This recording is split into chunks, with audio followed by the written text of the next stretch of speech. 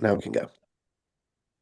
All right. So, one thing that I want to talk to you guys today about is set meals versus using flexible macros as far as, your nutritional plan and how you see progression and things like that. So, we're going to talk about what works best and when to use either one, or is there a mix of the two that you could use to further help you in your weight loss, muscle gain, fitness journey as a whole? So, there's a constant debate in the nutrition world, and it is should you run a very set, rigid meal plan or track flexible macros? And so, if you're trying to lose fat, build muscle, or simply feel better, you've probably experimented with both at some point in time.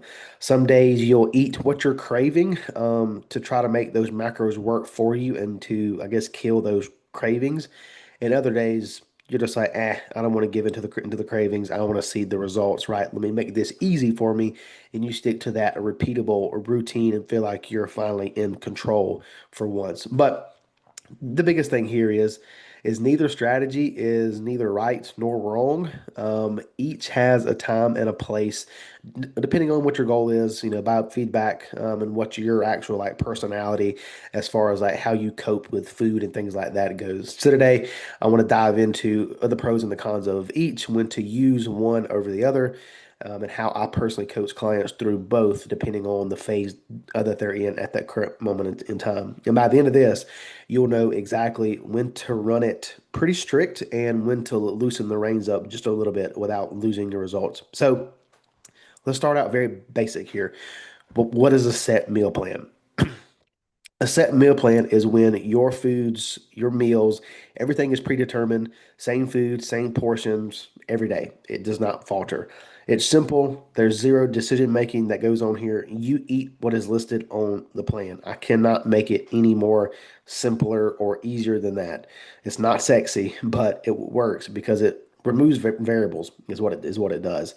Now, the benefits of a set meal plan, number one, there's no decision fatigue.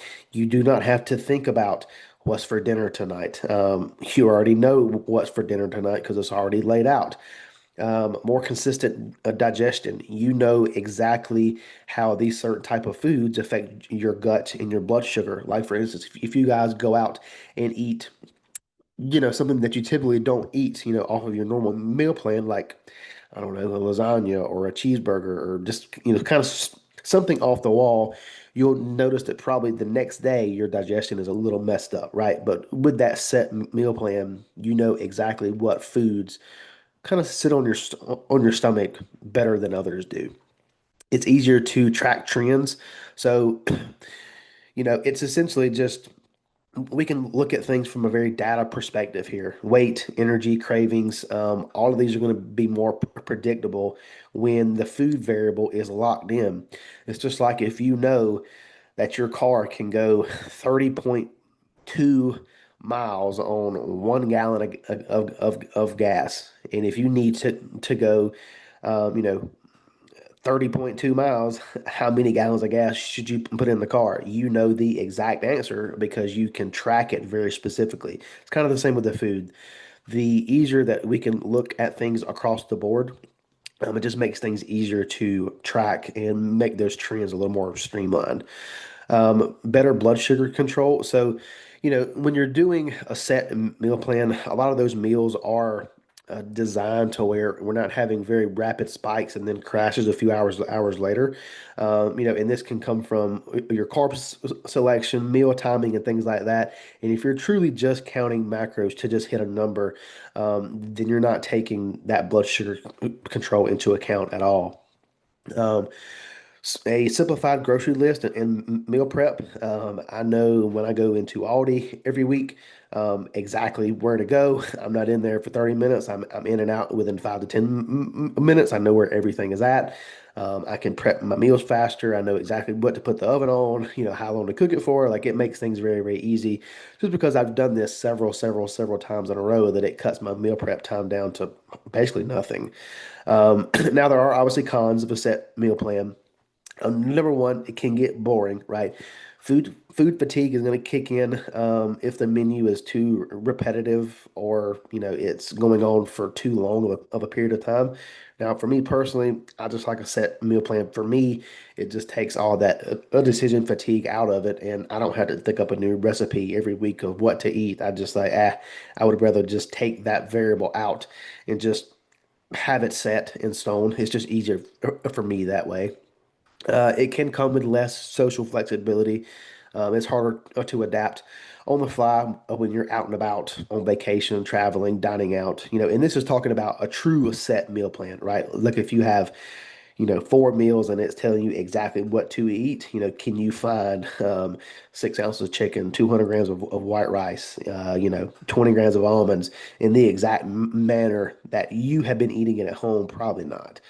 So that's when that less flexibility as far as like a social life comes into play there. And it's not ideal for long-term sustainability. Eventually, most people want, and they're going to need more variety in their diet. I like a set meal plan for the majority, but there are times to where I want Mexican food, I want a burger and fry. So to say that I stick to a true set rigid meal plan would be a lie. It's probably 95% of the time. But again, that just kind of comes with the territory of knowing how to adjust the macros kind of on the fly as well too. And now, looking at the flexible macro approach, the flexible macros means that you're given certain targets like 190 grams of protein, 240 grams of carbs, 70 grams of fat, and you can hit those foods or you can hit those numbers with whatever food that you want. And the caveat behind that needs to be that it needs to be 80% wholesome food, 20% kind of whatever that you want. I don't want you filling in your macros with Pop Tarts, Dr. Pepper, pizza, Lunchables, all this junk food, and then you're left with hardly zero micronutrients. So, that kind of has to be said as well too. Now, this approach gives you freedom, but it also gives you more responsibility and just honestly being more on your toes when it comes to making sure that you know exactly what you're consuming. So, if you do it right, it teaches you how to build meals on the fly, right? If you're out and about and you need something to eat, well, just plug it into your macros if you're efficient with it and you're good to go, right? How to handle social, situations if you're out at a football game, at a picnic, at a family get together, whatever, you can still build some meals around those macros and still partake in these social scenarios and feel like you're just as included as everybody else because in reality you are. How to make trade-offs without feeling guilty. A lot of people, if they're on these set meal plans, they feel like they're getting off plan or off track if they're swapping the macros out. But not, to an extent, uh, it doesn't really work like that, right? Now in their mind, they may feel a little bit of guilt of not staying 100% on plan. But to me, as long as either a mix of the macros line up at the end of the day, or your food is nailed with consistency, either one of those to me is a 10 out of 10 as far as that goes. Now there are some things to where if you do this wrong, it can backfire on you. Um, it can become a kind of a game of Tetris, right? And nutritional chaos. Like you're trying to fit this piece here and this piece here and this piece here, but I have this piece over here too that I want to have in. So it's kind of like putting a puzzle together. And if you're not a very good puzzle maker and you don't have the experience of how to put macros together, it can be very overwhelming.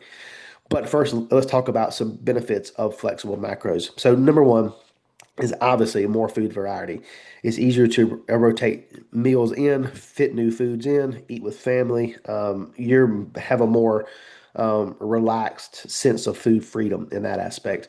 It's going to teach you real world skills, such as like eating at restaurants, how to eat on vacation, how to partake in the weekend stuff and not blow your diet out of the water.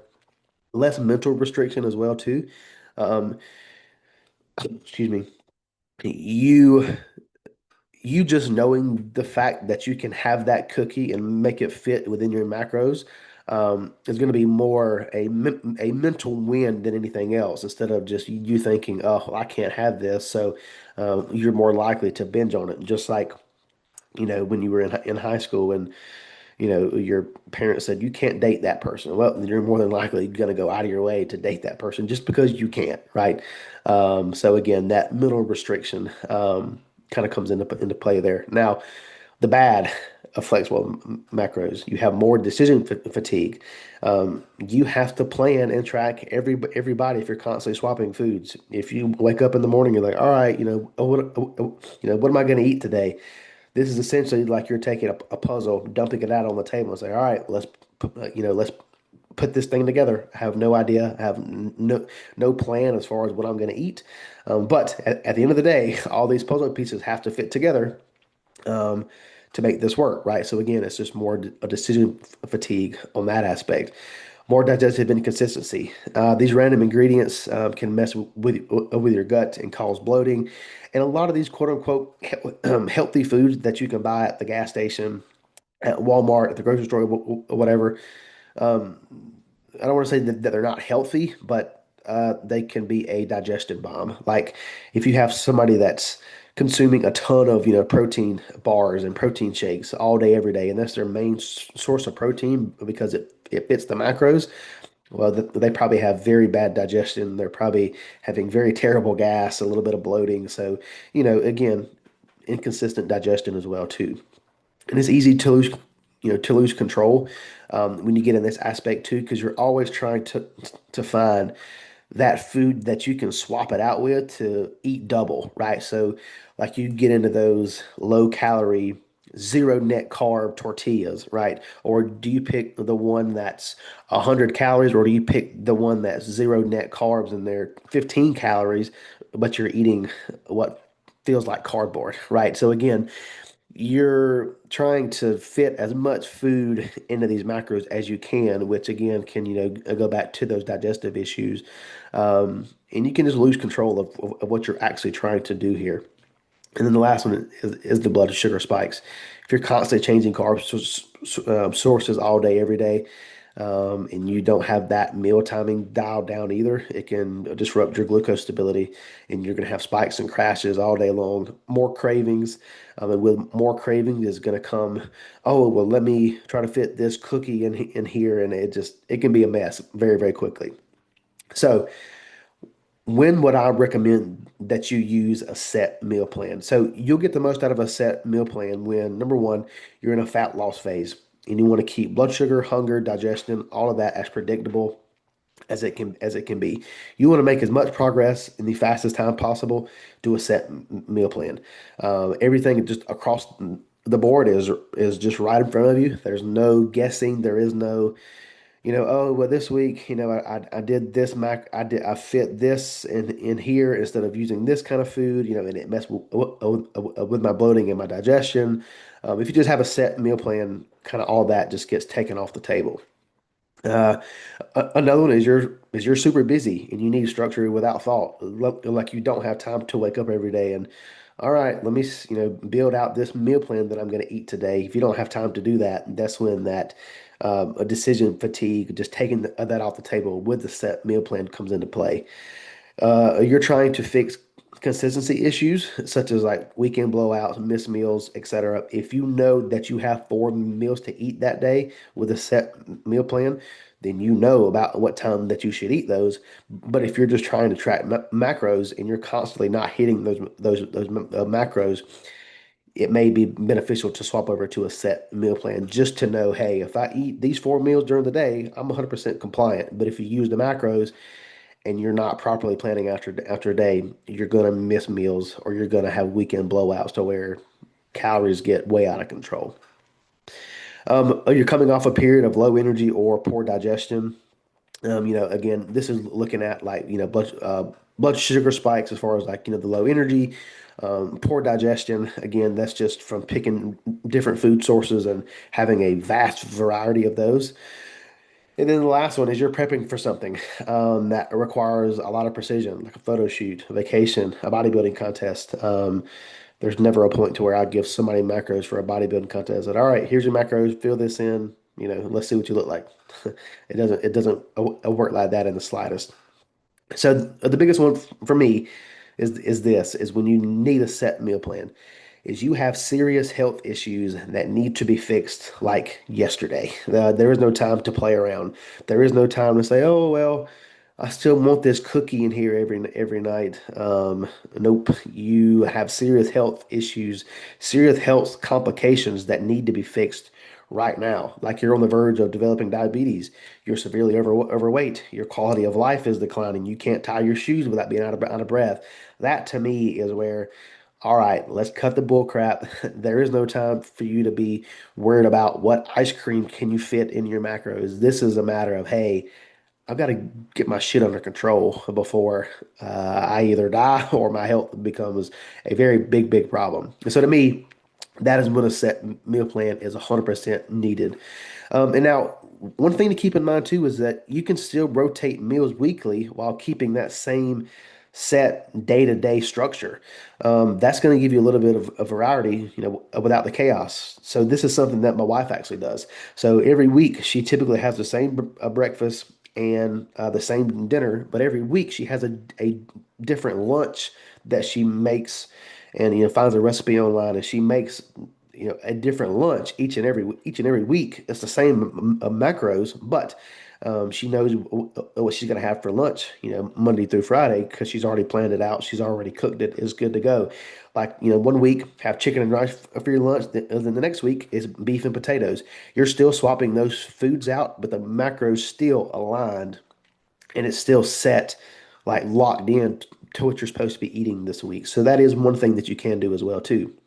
Now, looking at flexible macros, this is going to be best when you're in a reverse diet. You're building calories back up. You don't have to be as strict with the food, as far as like, when you're in a calorie deficit and every calorie matters. Not, don't get me wrong, in a reverse diet, every calorie does matter, but you're reversing food back up. And this will allow for a little bit of food freedom there. And again, this kind of goes into the same thing. You're in a muscle gaining phase and you need more food freedom. If your digestion, energy, blood sugar, all this is already stable, and you have high nutritional awareness, and you know what food combos work for you. I will say a few of you on this call have very high food awareness, and that's why that I trust you to do the macros. Because some of you, the set meal plan just does not work. But at the end of every day, you're sending me those end of day screenshots, and they all look great. They're wholesome food, and you're hitting the macros. So to me, that's just as good as having a set meal plan. Um, you're trying to enjoy social events and travel, while staying 80% compliant. If you go to wherever, a trip somewhere, and you want to enjoy the local food, by all means, you should enjoy it. But you know that you have a very high, nutritional awareness that says, maybe I should eat my body weight in crab legs today, right? Because I'm going to feel like crap afterwards. But you're 80% compliant with eating whole foods, and then on the other side, having a good time. So again, it's just having that high nutritional awareness, is a great time to use the flexible macros as well too.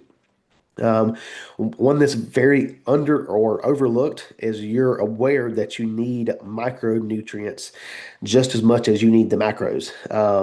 And so, if you're swapping out, I don't know, eggs, blueberries, and sourdough in the morning for a protein shake and a processed bagel, right? Are those macros going to be about the same? They could be, right? But are the micronutrients on the same profile? Are they as good as the eggs, sourdough and blueberry meal? Absolutely not. So, you do have to be aware of that thing too. Um, you just can't go from eating a very wholesome nutritional plan to a very processed plan with hardly no macros because your body, I mean, you'll see a visible difference for sure. Um, Now, one thing that I can say though is a lot of the times if you're going to go into a fully macro flexible plan, you kind of have to earn that flexibility, right? A lot of people come in here and they want to have the food freedom to do flexible macros, but they've never followed anything in their life at all. So me just giving you a set of macros and not, giving you any kind of structure to follow initially is really not a good idea.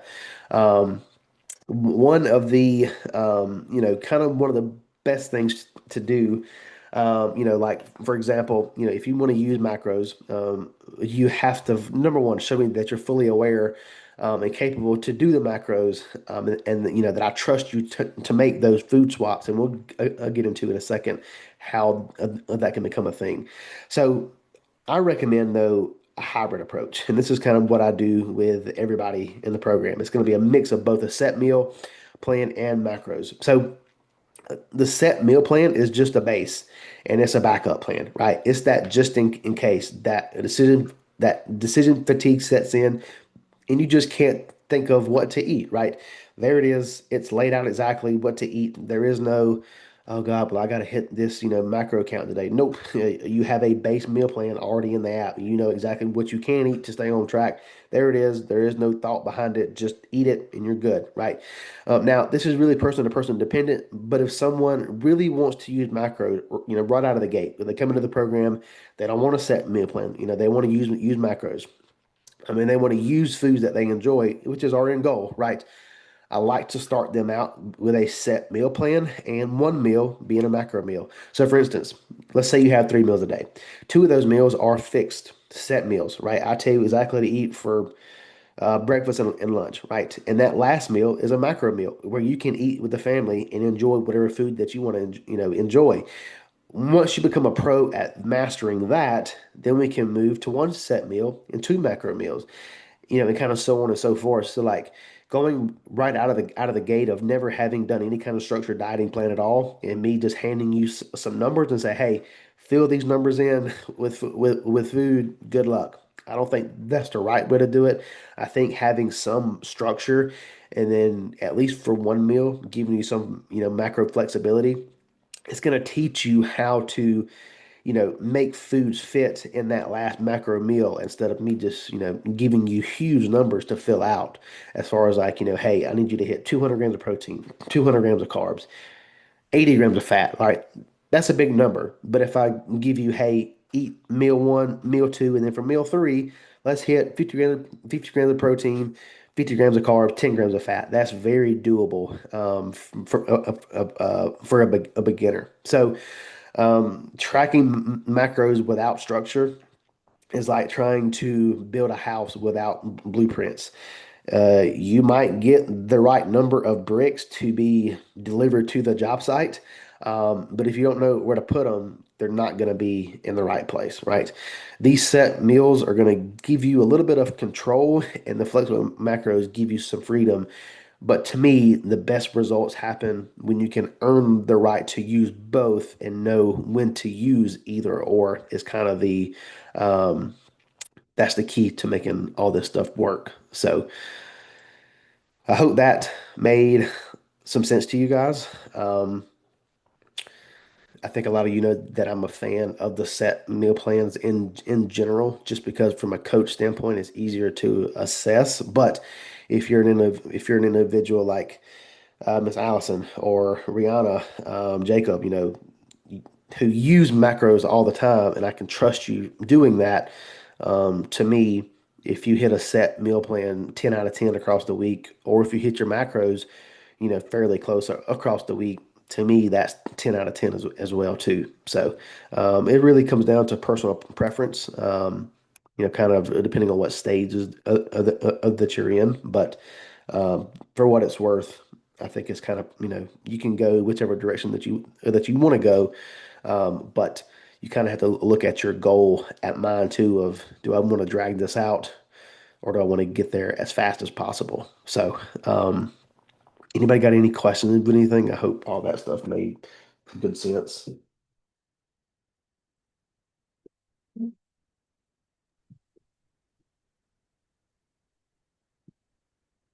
I don't really have a question, but I'll kind of add to it. Whenever it comes to what I've gotten to do recently with whenever I go out and like have a meal that's like off plan or whatnot, if I know where I'm going, then I will like if the restaurant, let's say, like doesn't have the macros on, online, I'll plug it into Chat GPT and like I might upload a copy of the restaurant's menu and then it'll Yep. kind of give me an idea of like if I'm looking for a certain set of macros, it'll give me some direction, and that's very helpful and very quick, and it takes away some of the thinking that's involved in that too. That's cool. Yep, I've never thought of using Chat a GPT for that. Um, I have had some clients in the past that I would have them do that macro meal like at night or whatever. Like they have a set breakfast, a set lunch, and they have a set macro for the dinner meal. And I'm like, hey, look in your fridge. Tell Chat GPT, hey, I have chicken, beef, tortilla shells, cheese, or whatever. This is what I have. I need this amount of macros filled, and I'm feeding up my family of four. What can I do to fit these macros for myself, but also have a good meal for them? And it spits like five, recipes out. Um, I mean, so that's kind of a thing too, that you could utilize as well. And I mean, now granted, Chat a GPT obviously has its flaws, so I would definitely, Sure. double check it for sure. But Yeah. yeah, um, I've never thought about using the Chat a GPT at restaurants, which is a good idea for sure. Yeah. I have seen those AI generated macro tracking apps. I don't know if you Oh guys yeah, where you have take a seen picture those. of it. Those things are awful. Yeah. I seen a thing the other day to where a dude took a bowl of oatmeal and, he measured out the oatmeal, measured out the water, like on camera where we know what the macros should be. And then he took a humongous chocolate chip cookie and like buried it underneath the oatmeal where the camera couldn't see it. And he took a picture of it and it, generated, what the macros for this were, and it obviously couldn't see the cookie underneath it. So it was like, oh yeah, this is 120 calories. He was like, oh yeah, cool deal. So that's where obviously the AI kind of can be faulted, but Yeah. no, that's pretty cool. I like that. Have a question. Yes, ma'am.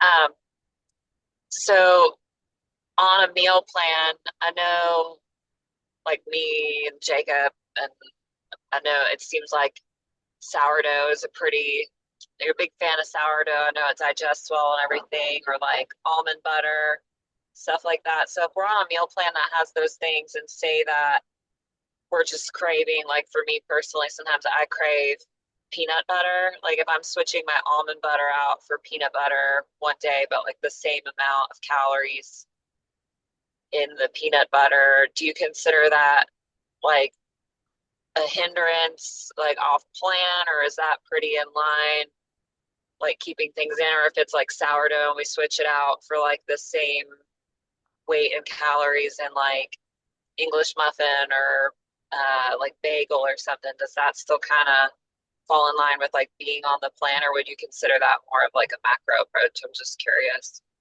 Um, I think either way that I would look at it personally, just from an objective standpoint, I mean, you're still on plan, right?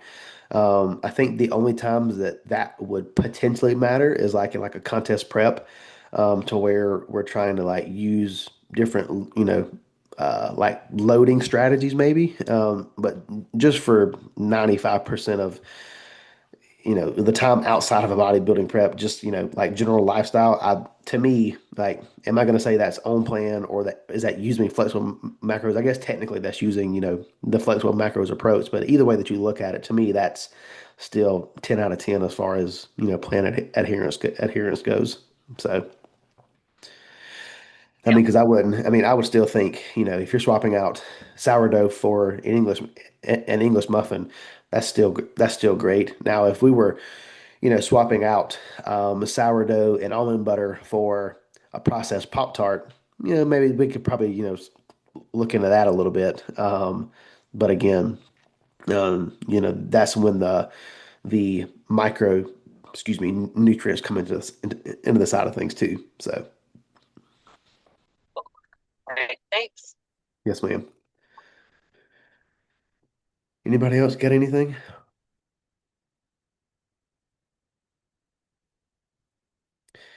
Miss Allison, I think you'll have to try that Chat GPT thing when you're in Jamaica and see how that goes. I think that'll be a cool thing to test out.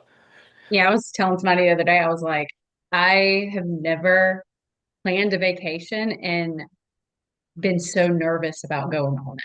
Like, because I'm only like 3 weeks into doing this and I feel fantastic and I just don't want to screw it up. But I'll get through it.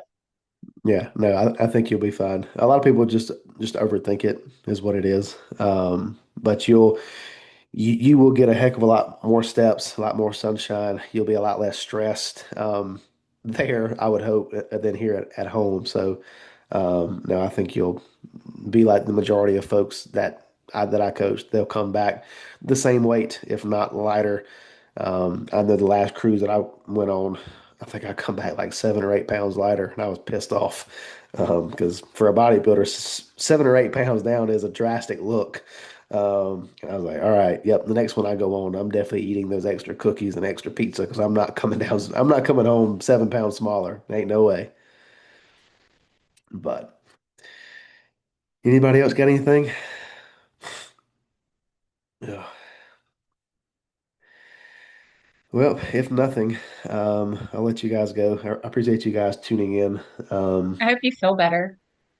Thank you. I actually got outside. I made myself get outside and go walk earlier, and I do feel a lot better. It's just that all that pressure is right there, and can't blow my nose. My ears are stopped up. So yeah, it's just not a good day right now. But hopefully it'll get better. So, but anyway, anybody, if you guys got anything else, always just shoot me a message. But outside of that, I'll talk to you guys soon. Um, so yeah.